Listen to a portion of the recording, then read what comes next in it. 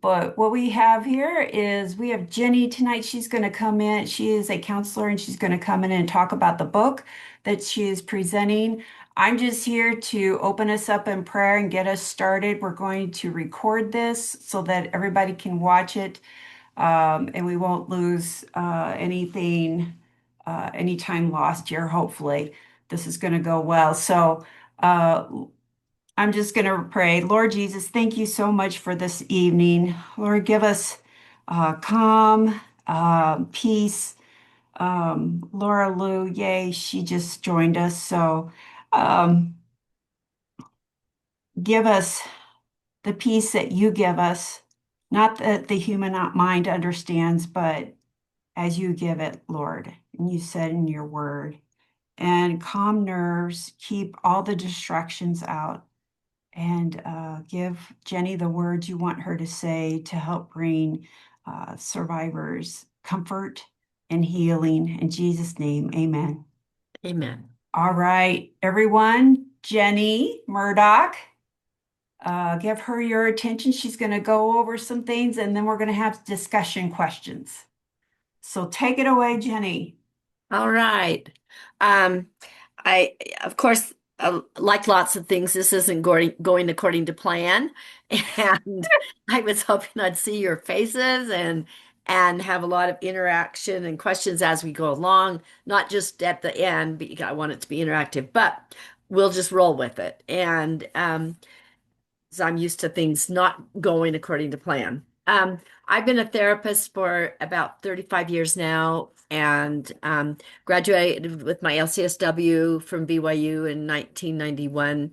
I did my internships with Wasatch Mental Health, adult outpatient and inpatient, and um, with the youth at Charter Canyon. And that was a good beginning, introducing me to complex trauma, um, which is what I'm going to be talking about today, especially focusing on Janina Fisher's workbook that I use a lot in my therapy and a companion workbook for survivors for a lot of journaling that I'll show you in a little bit. But I just wanted to give you history from my perspective because I've been in it for so long to show where we came from in the field and where we are now and the obstacles that are overcome and that's where where we're still at.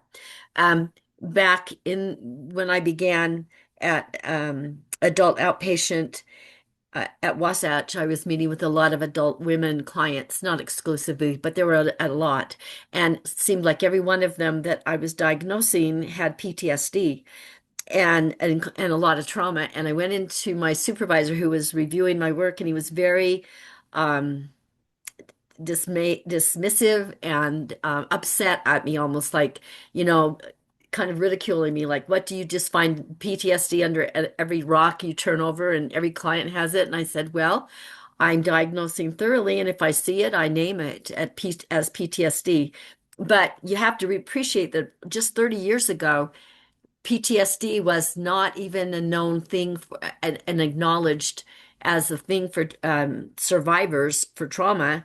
It was only addressed and used for combat survivors in war. And thanks to Bessel van der Kolk, he pioneered that work and championed the renaming of it as a legitimate diagnosis for victims of trauma, especially chronic long-term ongoing trauma. And he is the one we can credit for bringing this into the forefront of our field and understanding more about trauma. He himself has a crazy story of how he's been persecuted and they tried to run him out of the field because he was acknowledging the reality of complex trauma. And so it's been an uphill battle for any of us that have been in the field this long. And I was caught up in the satanic panic of the late 80s and the 90s. And that's another whole story that would take my whole hour to talk about that. But just to suffice to say that the powers that be and people that were brought in from outside the state, and even Michael Aquino, the Church of Satan, was consulting with one of the people that was fighting against us in the state because they were discrediting that our clients, claiming they had false memories and that I planted those false memories. And when you think about it, it's like I'm not clever enough for that. I'm not smart enough for that. And why would I do it? I was just baffled and blown away that they would accuse us of such a thing. But we were caught up in the middle of a big, big lawsuit and fight with Doppel and DCFS that took out my partner in a car accident that may not have been an accident, just things like that. And I survived though. And um, I'm grateful to say that I've continued on doing this work, even though they tried to destroy us. And many other good therapists were taken out during the 80s and 90s because they were bold enough to say that there was such a thing as dissociation and there was such a thing as um, PTSD, complex trauma, and ritual abuse. And all of those were buzzwords back then that we fought fiercely for to defend our clients. But like I said, it's been an uphill battle. Um, and Janina Fisher was another pioneer in the field that was a friend of Bessel. And she, like me, was working at a psych hospital.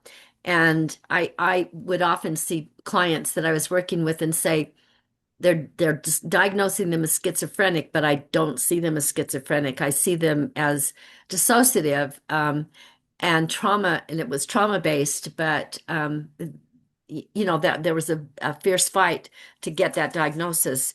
And she was given the task at the hospital she was working with back in Boston to create a program for the patients in the hospital because most of them were being labeled as difficult and argumentative. And I'll say it in her own words. It's just tragic when you recognize what was happening. She said, um, these individuals could not regulate their instinctively mobilized survival defenses, fight or flight, when their bodies felt unsafe. Their ability to think clearly about the consequences of their actions was unavailable to them because traumatic activation inhibits the prefrontal cortex, our thinking brain. Sometimes they begged to be discharged and live a normal life, and other times they tried to run away. The staff were puzzled and felt manipulated. They regretted believing that their patients wanted help when they acted out over and over again as if they had no commitment to safety. So what the staff couldn't see was that these patients were fragmented and caught in an internal battle between parts of them that wanted to live and thrive versus parts that wanted to fight to the death or flee. And so she pleaded with the staff to let her develop a program where there could be a lot more education to help them understand what was really going on and to educate the patients about the treatment and make them collaborators in their own treatment. And even just that part helped them all calm down and be less argumentative, less frightened, less frantic. They stopped abusing themselves and or assaulting staff because she was identifying that the different parts of them had different roles to play, and they were caused by trauma in early childhood, and they wanted, to normalize that. But also the thing that happened back there that's still a battle today is the False Memory Syndrome Foundation. And if any of you know about it or have heard about it, it was started by a man, Peter Freyd, and his wife, Pamela, that were accused by their daughter of sexually abusing her when she was younger. They, of course, didn't like that, so they organized together with about 20 of their friends to start a foundation. And it got attention from a lot of big names around the country. Elizabeth Loftus, who was a scientist who analyzed the brain and memory and thinking, um, and they just kind of shut down any ability for people to do complex trauma work because they ridiculed it as a made up construct, and that, and they're the ones that planted the idea that therapists were creating these memories, false memories. And later, though, it was found out that most of the people that were on their board were perpetrators themselves.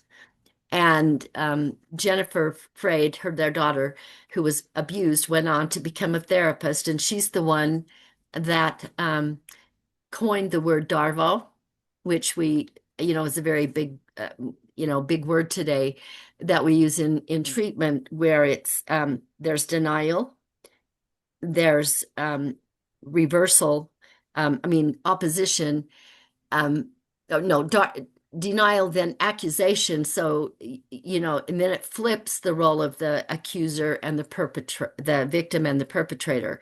And so it's a master way of gaslighting the victims into believing that they're not accurate in what they're talking about, and defend the perpetrator.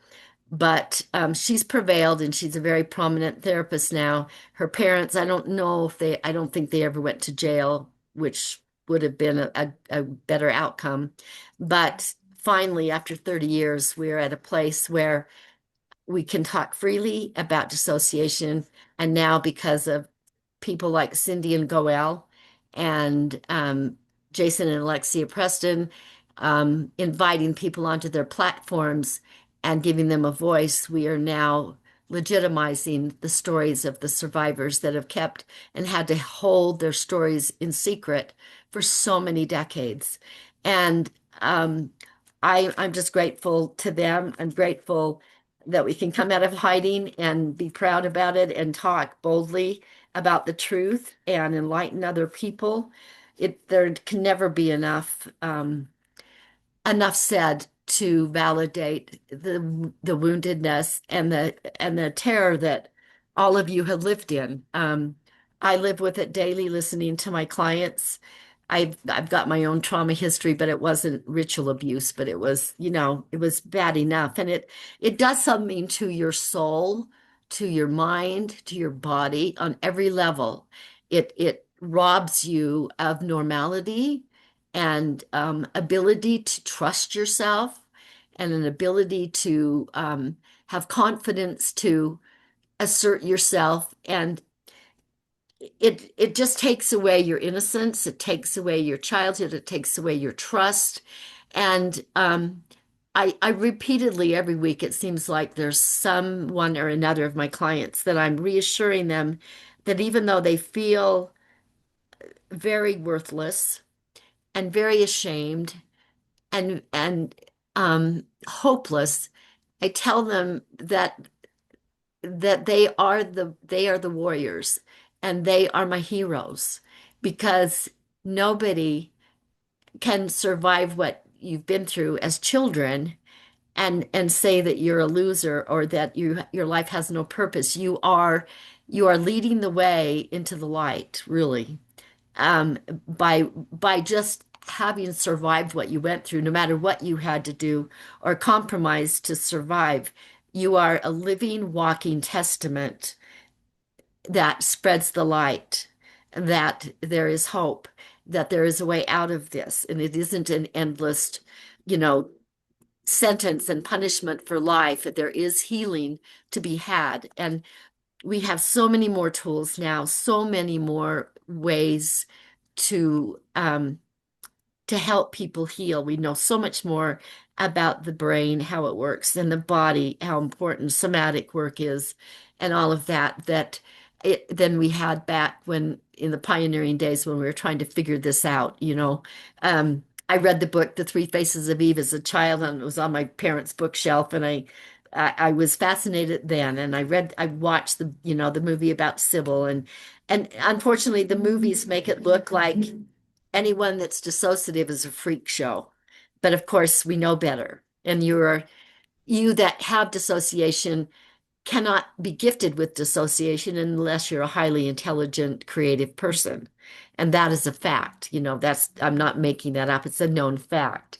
And so, I want you to just sit back and reflect and reframe that no matter how gory and gruesome your memories are and what you've been forced to face and work through, you should be proud of yourself that you survived and that you lived to tell the tale and to be a witness. because without the witnesses, this would continue on in secrecy and continue to be done in the dark, and no one would be able to be healed and be saved. So you are the frontline, army doing the fight, and we're your supporters, helping you hold your hand and get through this. And I couldn't be more proud or gifted to do this. And people always ask me, when are you going to retire? And I say, never. I'll be doing this work till the day I die because I love it so much. And I learn so much from my clients. I'm inspired every day by them. And it is such a worthwhile work, and it needs to be done. And there's so few of us doing it. So I won't ever stop, no matter what. No matter what they've done to me, they almost took my license away, and so what? We just fought back, and here we are, and I'm still going. So, um, I wanted to talk a little bit about, let's see. Oh, just the definition of how I explain dissociation to my clients, because most of the time when my clients come in, if they haven't already been diagnosed, which most of them haven't, they're just wondering what the heck's going on with me. I'm falling apart. I'm feeling crazy. Most of them say they feel psychotic, or they feel like they're possessed by demons. Those are the two main explanations. And I say, have you ever considered the third one? And most of them come in not knowing about dissociation, so I have to explain it. And the way I like to explain it is that it's an elegant tool that our brain and body have the capacity to use to protect us against overwhelming information and visuals and experiences that have happened that would have destroyed us on impact if we didn't have a way to compartmentalize and tuck it away. And it's much like the breaker box in our houses, where if you turn on all your appliances and overload the system, the breaker box would flip off and shut down the electricity so that you wouldn't have a fire and it wouldn't burn up the system. And it's much the same way with a dissociation. It's a valve that and it not consciously, but it's just a merciful way of compartmentalizing and tucking away that certain memories into like a bubble almost that's encapsulated and protected unless you are old enough and ready to face it. And then they start coming forth. But the term that we used to use with multiple personality is not even accurate, because it's not many personalities, it's one personality that's split into many parts, subparts. And we have, as Janina Fisher has outlined it in her writings, there are fighter parts, protector parts, and um, what's the other one? Fighter, protector, and flight parts. And they all have a role to play and a purpose behind them. And our goal is to connect with them, honor them, validate them, and give them a voice, not to shun them or ridicule them. And it's so interesting that most of the time when I explain those three options, that my clients at least are most frightened by the diagnosis of dissociation. And I think it's because it brings it to the forefront and makes what they're starting to get fragments of memory about, it makes it real. The others, they can dismiss it like I'm being attacked from the outside, or I'm just making this up in my mind, and I'm schizophrenic. I'm crazy. Dissociation means that it's real.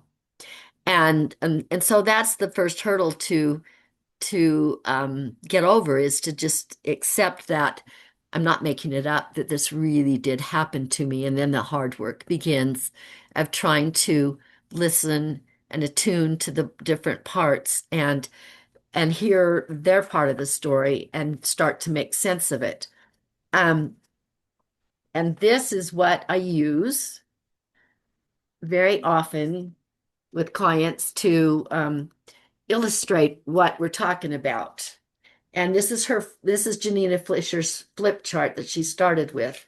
And right on the first page, there's a list of symptoms.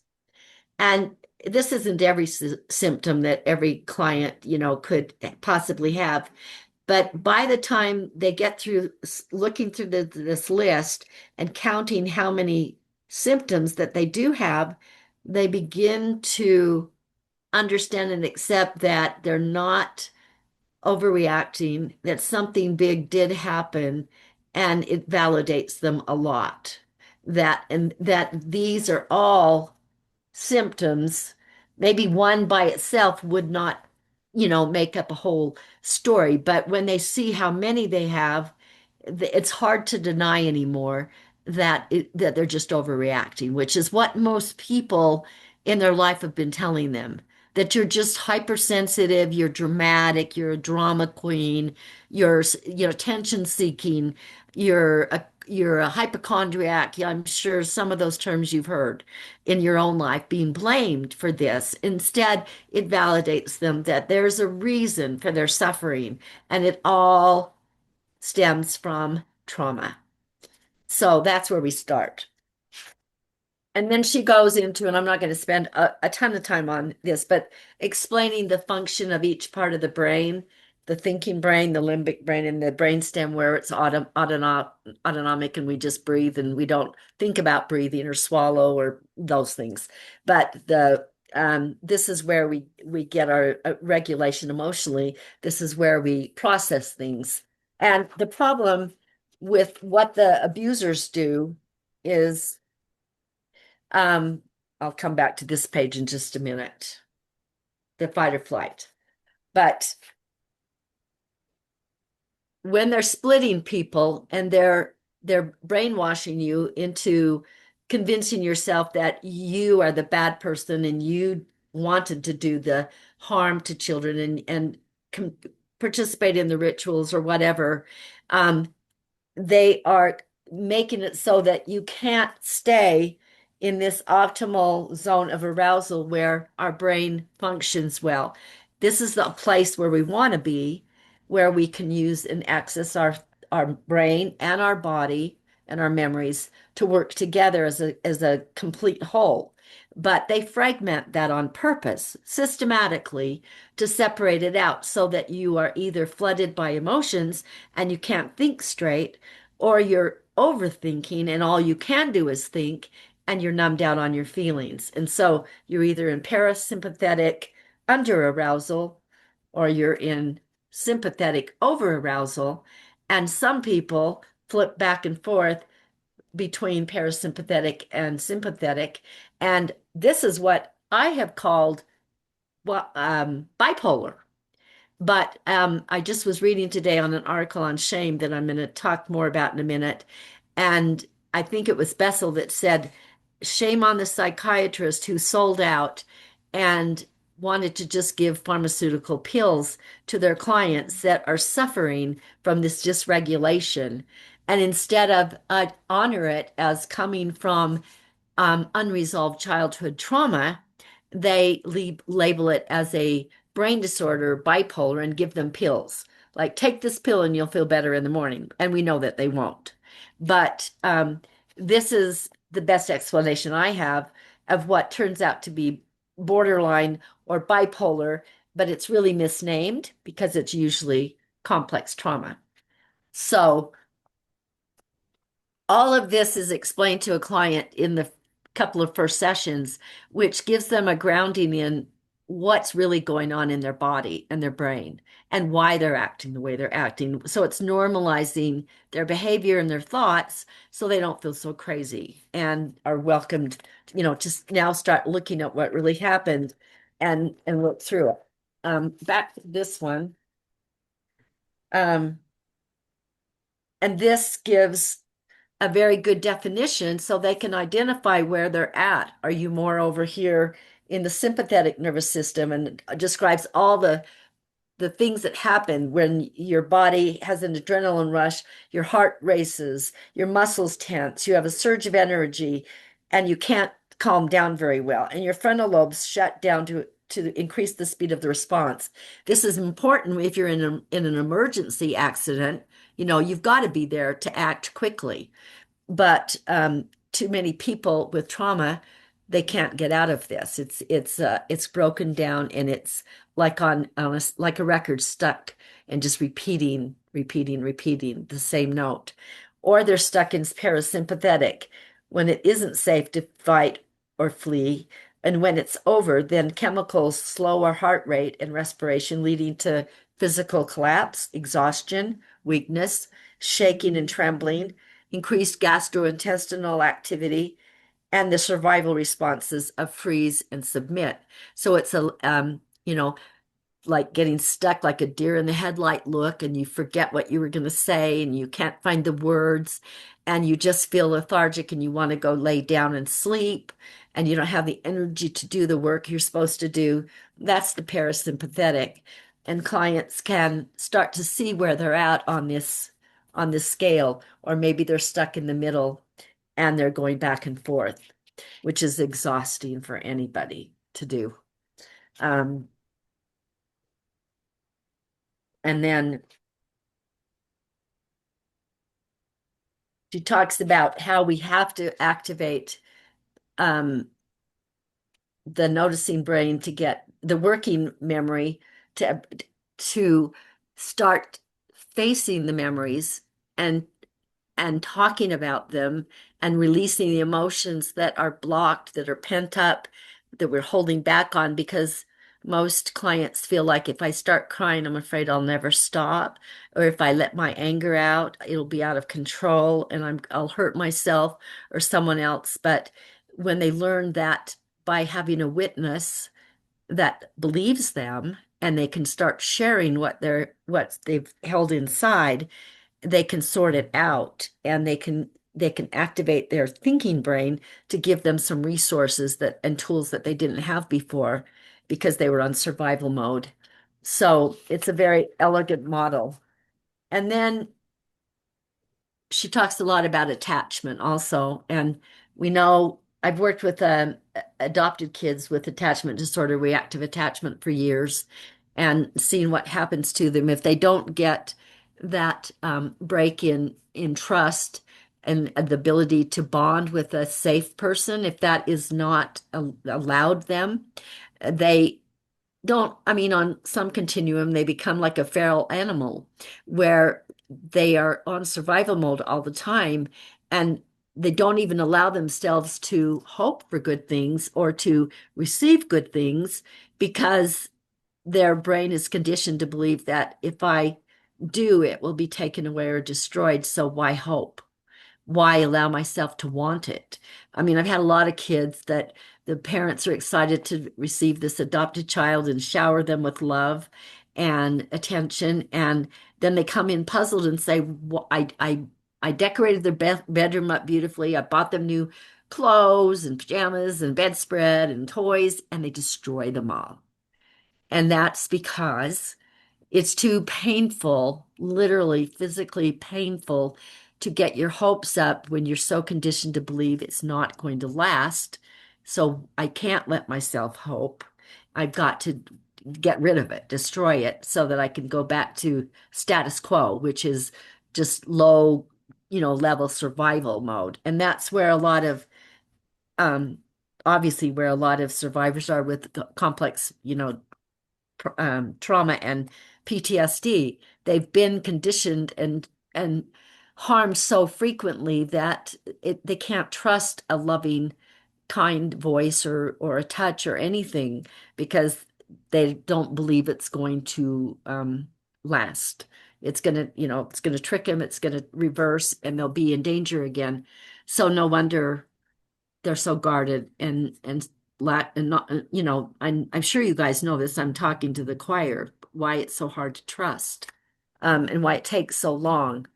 But attachment, being able to develop secure attachment, isn't, even though it wasn't, maybe you didn't ever have it as a child, you can have a secondary secure attachment as an adult. It's never too late. It's never too late to to build those bonds and get that back, which is a gift that we all, I would hope, would want to strive for. And even though all my clients say, I just don't know who to trust. I don't know what to trust. It's something that we focus on a lot, to what to look for, the signs of someone that you can trust. And and especially because um, a recent article I read talking about toxic chemicals said that of all the emotions that we have, um, being stuck in shame is the most toxic of all. And that is what the perpetrators, I think, excel at, is creating a feeling in the victims that there's no possible way that they could be proud of themselves or love themselves at all because what they were forced to see and do and hear and participate in. And that's their goal, is to strip you of your identity and to make you believe that because you were there, even though you're forced and traumatized to the nth degree, that you must have participated in it. You did it. So, there's a lot of shame, tons of shame. And shame, more than any other emotion, creates uh, the biggest flood of cortisol in our body. And that is full-blown toxicity that has the ripple effect that I'm just going to read this. Unlike feelings of guilt, which focus on behavior, I did something bad, shame strikes that identity that I am bad. Shame is the feeling of being exposed as fundamentally inadequate, not just failing, but being revealed as a failure. And if it's ongoing for a long time, then it leads to the breakdown of, lower self-esteem and cortisol reactivity, the threat of being seen as inadequate, and it drives the hormonal response. And he used the word, the word he used was shameflation instead of inflammation, shameflation. So because it um, causes glucocorticoid resistance. The immune system's no longer properly regulated and instead stays on high alert, driving chronic inflammation even when there's no infection to fight. So it says, shame is like an infection in our body we could look at that. And I sure, if I could see all of your hands, I would probably see a lot of hands go up that you are suffering from chronic physical illnesses as well. So it's just inevitable. They go hand in hand. It didn't just do a number on your mind in making you feel crazy. It makes you feel crazy because your body's breaking down because it's full of shame, and the shame releases the cortisol, which then inflames your body and makes you sick.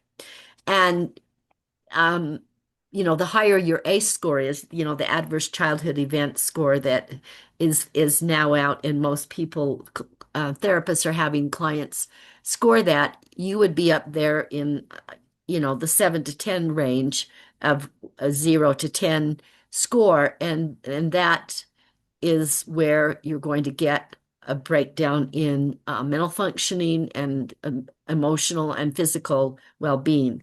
So it's um it's worth everything that you can do in your power to try to challenge and face your own self-talk, which usually is full of a lot of shame-based statements. I know my clients are. I'm working on it every week with them to help them to consider a reframe of considering that what they're saying, thinking about themselves and saying to themselves is as toxic as anything that anybody else has said to them. It's now an inside job because they've adopted that as truth, but it's a lie, and we need to see it as such. And for our own survival and well-being, and to pass on to those of you who have children, to your own children and grandchildren. Um, the studies that have been done on the Holocaust survivors, for instance, have shown a fascinating connection with because most of them, as survivors, wanted to take what happened to them in the Holocaust to the grave with them and never speak it. But I've been to some seminars and I've talked to them and been in these trainings where the children and the grandchildren are speaking out and saying they feel robbed, they feel betrayed, and they're hurt deeply by the lack of communication by their parents who survived the Holocaust because they say the tension in that home is so thick you could cut it with a knife. They know something horrible happened, but because of the refusal of the survivors to talk about it, thinking they were doing their children and grandchildren a favor, you know, the children feel robbed because they didn't get to know fully their parents or grandparents that survived it, and they inherited the toxicity of the unreleased emotions that their parents were, holding inside because it was too horrible to talk about. And that to me is very, very similar, no different than what SRA survivors have gone through and what the suffering is.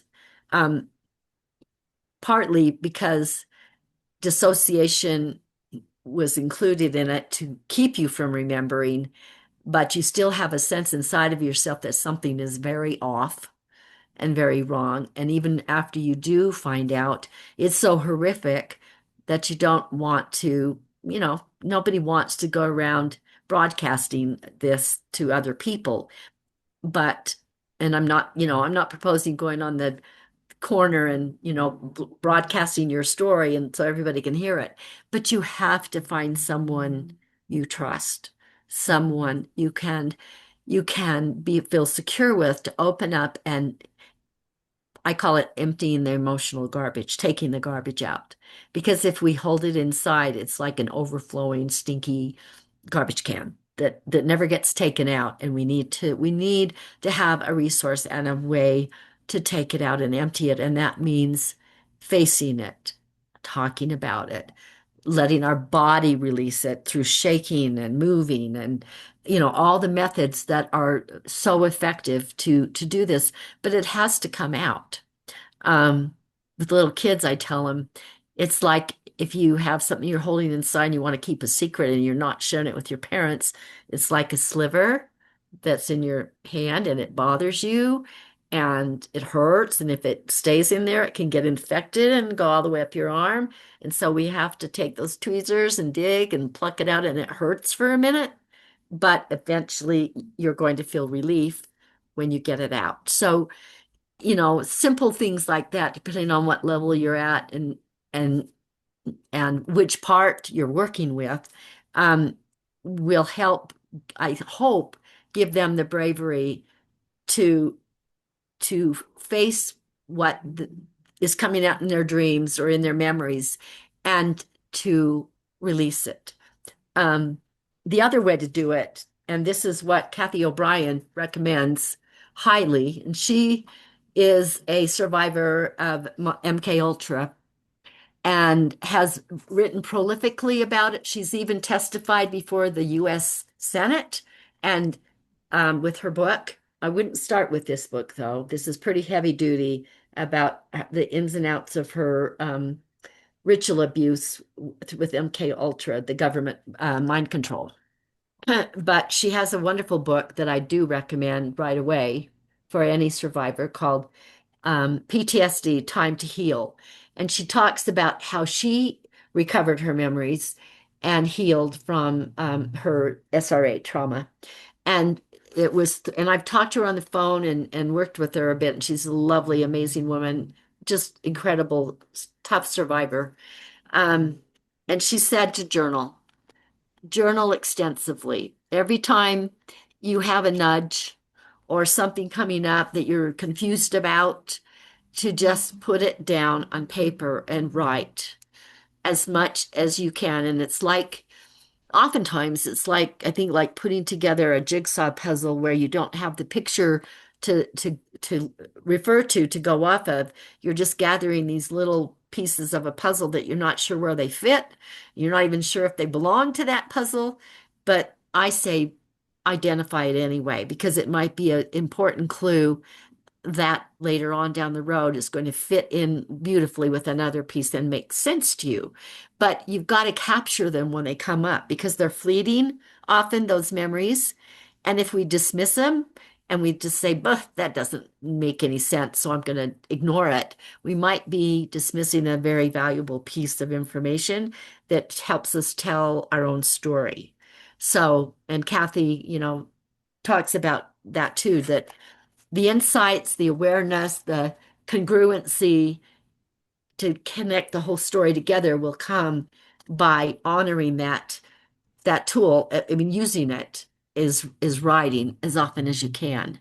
Um, Sometimes that's dangerous, I know, because sometimes you're living with a perpetrator, or you just don't feel safe writing. But I have a few clients that give me their writings and I put them in their chart. So they'll write something, bring it to me, and they know that it's in safekeeping with me until later on when they're ready to, look at it again or want to take it back home. But especially clients, a few I have that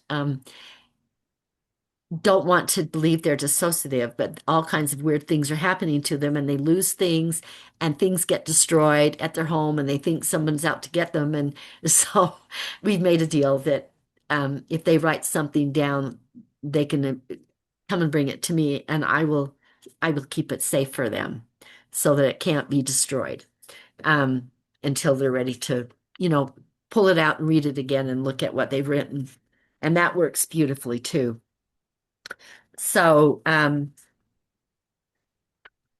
let's see. Then she goes into the book in the flip chart.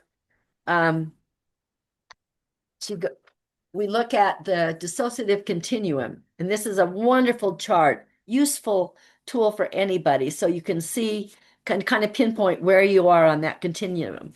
And again, seeing this chart helps normalize dissociation for everyone because we all dissociate one time or another when we're overwhelmed. But it's over here on this end, it's the generic type where we're distressed, we're preoccupied, we miss an exit on the freeway because we're preoccupied with some other thought, or we're sitting in front of the TV and someone comes up and they can put their hand in front of you and you don't blink, because you're somewhere else.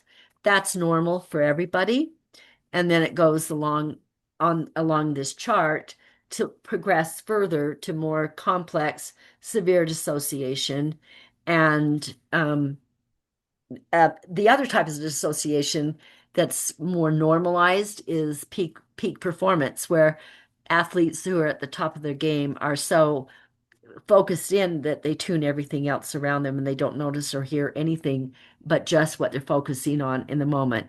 These kind of dissociation, though, you can shift out of and come back to a normal state pretty easily. This is the PTSD, the trauma at the moment of impact with an accident, and in that time, people are usually able to stay calm, cool, and collected until after the point of impact emergency is over, then they fall apart and wonder, why am I falling apart?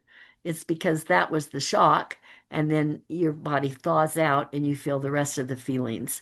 And it's good to, again, be with someone and work it through and shake it out of your body. Movement and sleep and food and comfort are are the tools that will help us to be able to regulate and come back to a normal state. But then it goes on to PTSD, where these traumas keep happening, and then it's complex PTSD when it's more systematic, when it's programmed, when it's very calculated to break you apart into and split you into parts. And that's where the masterminds come in, who are the perpetrators that maybe generational. Maybe that's what your situation is, where you were born into a generational SRA family, um, as opposed to a kid that got caught up in it because somebody in the neighborhood family went in it and you was friends with that family and you got sucked into it. It's a little bit different when it's generational because it wires your brain different and it's more elusive because most of the people in your family or neighborhood that are participating in it are also dissociative and may not even know what they're doing in when they split into parts that do the rituals. So it makes it very dangerous, obviously, because you have a night child and a day child, maybe, and you have a good parent and a bad parent because they're splitting themselves, and makes it pretty horrific to know where you stand and what to believe and what not to believe and what to do and not to do when you're in this crazy thing. But this is where the splitting comes when this is so constant and you get DID.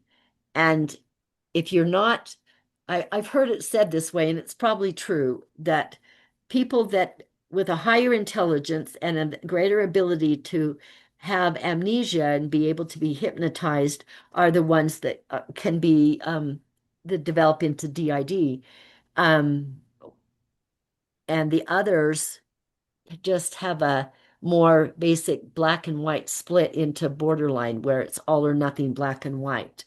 And they have a harder time functioning really than a DID because they have what's called, if you're DID this way, you have you have the going on with normal life part of your personality that functions very highly at a high level and can, you know, accomplish a lot and, perform tasks wonderfully. And this is the part that most of everyone in your family and your friends see. But then this creeps in. This is the traumatized part of the personality. And the right brain controls this part. The left brain is the self that carries on, the logical part. And this starts sliding in and breaking through, where you start forgetting what you said, and people start labeling you as a liar because you don't remember what you said.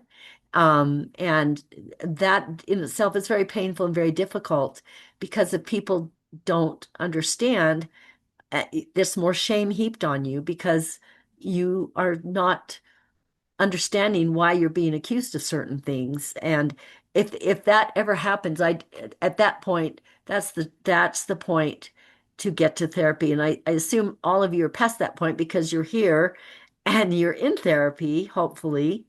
So you're not going to have to struggle too much with this and hopefully get past the shame because you realize it's not something you're consciously doing to hide anything.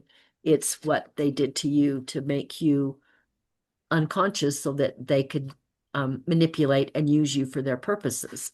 And we know that their purposes are evil to the core and desperate and just horrific in what, it's hard to believe that human beings can be that awful and desensitized to be okay torturing, maiming, murdering children, and taking your soul away. I'll never get over it. And I suppose none of you ever will either. But again, you are the valiant survivors and heroes because you didn't give up and you're still here fighting and you're a witness. So she just goes in her flip chart to again name all the types of parts that there are. There's a fight self, a flight self, a freeze self, a submit self, an attached self. And I just want to emphasize right here that the language that I love that Janina uses, that I use, is to help people differentiate and not blend with that part. But instead of start saying, even just in your simple language, like, I want to do this, think that a part of talking in a way that's like honoring a part of me wants to do this because then you're referring to that part that's trying to break through to you and get your attention, and you're acknowledging that part. You're not you're not glomming it all together as one whole person that's I. You are acknowledging that I have parts, and it's okay to have parts. That a part of me feels like this one day, a part of me feels like this, and you're giving them a voice. And that's the most important thing you can do in healing is for them to believe that for your little parts, your teenage parts, they need to believe and know that you believe in them, that you believe that they're a real part of you, and you're not dismissing them, you're not ignoring them, you're not brushing over them. You want to hear what they have to say.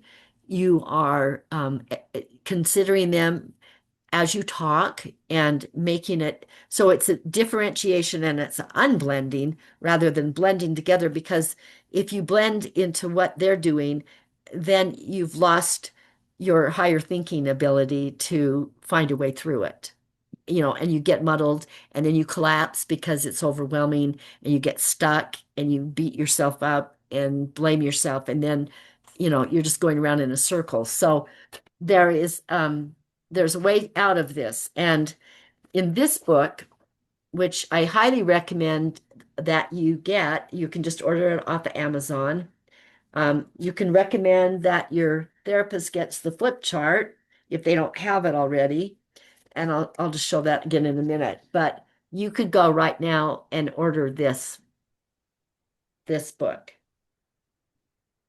And Janita goes through all the parts that are shown in the flip chart. And in each chapter, talking about befriending the parts, which is what I was just talking about, befriending your parts. She will have little assignments, writing assignments for you to do. So you're journaling right here in the workbook.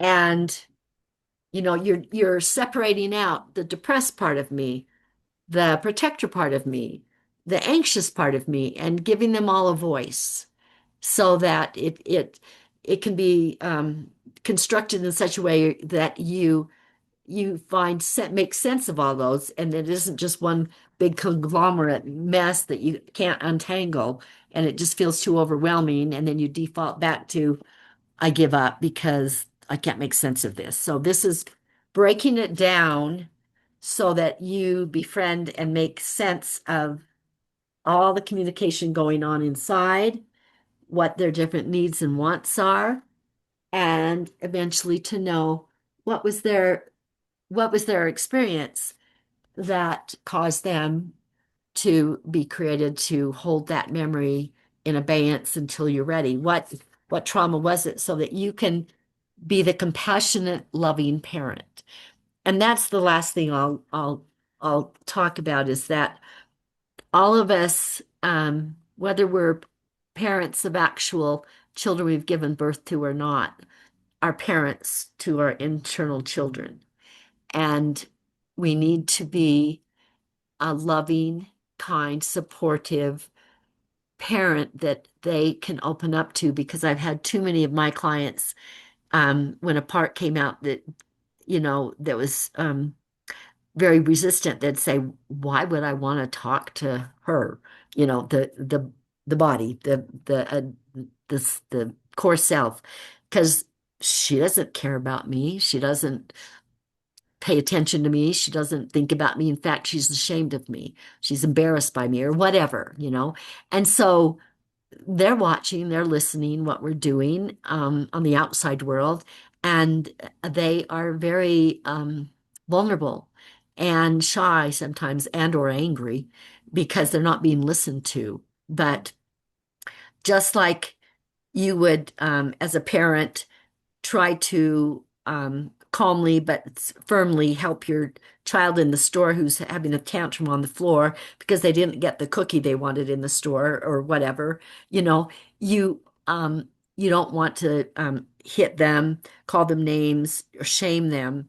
You want to lovingly but firmly give boundaries and let them know why that's not going to happen right now, but hear their needs and talk to them and find a way to problem solve so they feel heard and they're not going to continue having tantrums because you know, I'm sure I'm saying this and you already know, if you don't listen to your parts, you're going to have uh, an internal civil war on your hand because they will do whatever they have to get their needs met and attention. And if we're not listening in the role of a loving parent to nurture them and help them heal, then that's where the self-abuse comes, the cutting, the overeating, the suicidal attempts, the crazy addictive behaviors that they do to self-medicate to numb out the pain. So if we want to diminish that and help that behavior go away, we have to be brave enough as the core self to listen, to be able to hear what their needs are, hear their story, and help them problem solve a way, to resolve it and to become, integrated. If integration is the goal, sometimes it isn't, but um, it's a lifelong work for many. I don't think it ever ends because um, the recovery of memories is just an ongoing process to make sense of something that can't be made sense of because it's so evil. It's just hard to wrap your brain around how any human being could do the things that have been done to all of you as survivors. But there is goodness in the world, and your job is to help heal your inner parts so they can join with you and be part of the goodness and not be stuck in feeling like they're part of the evil. That's the best, most powerful rescue mission on the face of the earth that can ever be done. And I am honored to be a part of my client's journey, and I'm sure for all of you, your who assists you, whether it's a therapist or friend, feels that way too and honors what you're doing. So I think, I mean, I could go on and on, but that's a good place to stop and just see if anybody has any questions.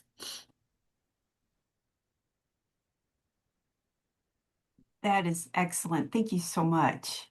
You're Um, welcome.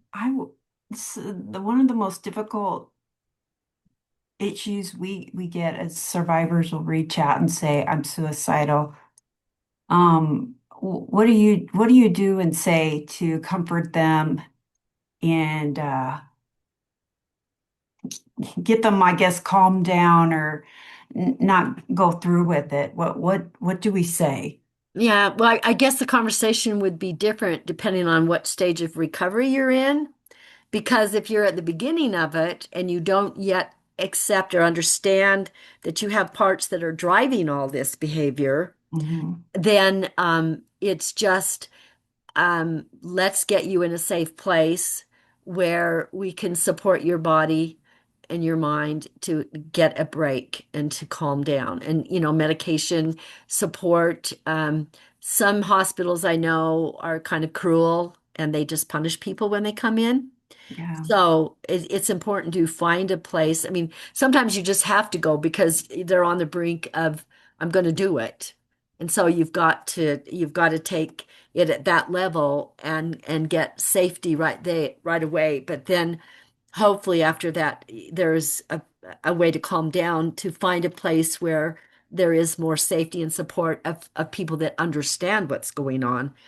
But if you've already identified that you have parts that are wounded, that whether they're angry or scared or shy or whatever, it's let's sit down together and listen more clearly to what the need is that's not being met for that part and or ask if a part will name that they're the one that was feeling suicidal so we can support them with what they need. It's just having a dialogue, a conversation, and not being afraid to have that conversation with ourself, with our inner self, and teaching the client how to do it so that eventually they can do it by themselves when they feel escalated or triggered and have the resources that they need to regulate themselves. I teach a lot of different kinds of regulation, whether it's whether it's tapping or brain gym or soothing music or audio with affirmations or journaling, or I do neurofeedback regularly with people to help reset their brain, their brain waves. Guided imagery, massage, whatever they find is a tool that helps reboot their system to a safer way. And I ask every client to develop an emotional self-care kit and keep it with them. So they have something in there, emergency food, some pills if they're taking them and they need them, um, a cushy toy that that is a comfort to them, um, some affirmations that are specific to them, um, that help them hear themselves more clearly and affirm their worth. Um, and all music, maybe whatever they can have in that kit, that's their first aid kit, an emotional first aid kit. So I would have that also. Love that idea. We have a survivor who said, my husband is struggling to accept that I have parts and he wonders why I need to acknowledge them all. What should I Oh, tell him? yeah, good question. Um, I think the best answer would be first to read up on it with something that you feel like is in a legitimate voice of someone who has gone before you and has experienced this to help explain it so that your partner doesn't feel like you're the only one in making this up. So you can be validated on an external level. And then also to just help him to see that each part is a container for a different part of your trauma memories. And they hold precious information that um, needs to be addressed so that it can be released and not be trapped inside, which is it's like eating poison food and not being able to throw it up. And if you Mm. if you couldn't throw it up and get rid of it, you would be very sick, nauseated, and it could even kill you. And I know that's drastic, but if you keep all this trauma and all of that burden inside, it can literally kill us slowly or quickly because we're trapped. And so each part has a voice and has an experience that's relevant and very powerful that needs to be heard and witnessed and validated so that you can release it and reframe it and be more whole. Ironically, that will help you become more whole. That's what I would say.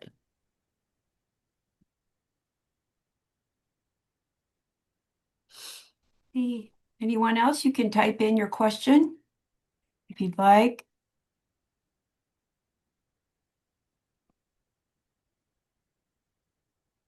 Oh, one other thing.